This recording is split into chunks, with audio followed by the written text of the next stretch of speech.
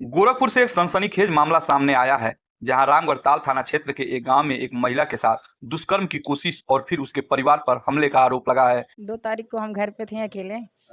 गांव के मनीष नाम के लड़के घर पे आए और घर पे कोई था नहीं।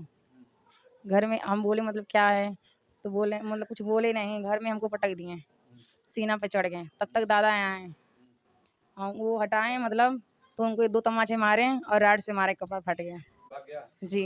उसके बाद उसके मम्मी आई, मेरी सास जो है, दादा को लेकर गए। उसकी पूरी फैमिली आई, गाली दे रही थी। गाली दे रहे थे, हम कुछ बोले नहीं, गेट बंद कर लिए हम लोग। फिर गाली उली दे करना चली गई। पापा आए, उनको ही लोग बुला रहे थे मारने के लिए बाहर, तो हम मना कर दिए, कुछ बोलिएगा मत। पीड़िता का परिवार पुलिस की कार्यप्रणाली पर गंभीर सवाल उठा रहा है। आरोप है कि पुलिस आरोपी को बचा रही है और मामला कमजोर धाराओं में दर्ज कर कार्रवाई से बच रही है। आइए जानते हैं क्या है पूरा मामला। 2 मई की रात गोरखपुर के रामगढ़ ताल थाना क्षेत्र के एक गांव में एक महिला अपने घर में अकेली थी। इसी दौरान उसी इलाके का रहने वाला मनीष नामक युवक जबरन उसके घर में घुसा और दुष्कर्म की कोशिश की। महिला ने शोर मचाया, जिसकी आवाज सुनकर बाहर से उसके बड़े ससुर मौके पर पहुंचे।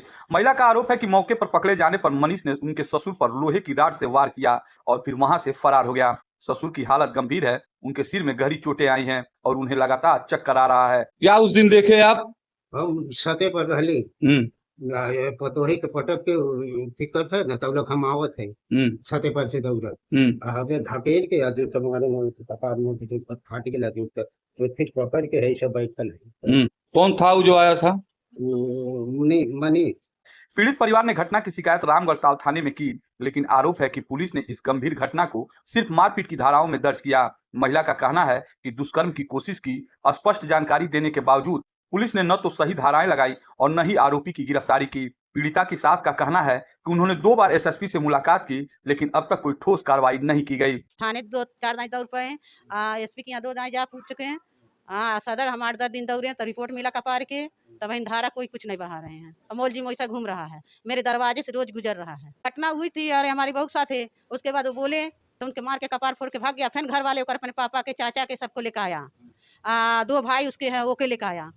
उसके बाद गाड़ी गुप्ता दिया, हम तो वहाँ चले गए थाने पे। हम बहू से फोन करके बोले कि दरवाजा मत खोलना। क्या नाम है जिसने घटना? मनीष, कहाँ का रहने वाला है? यही महुई के। उसके पिता का क्या नाम है? लल्लन, चंदन, अच्छेलाल, तीनों भाई हैं।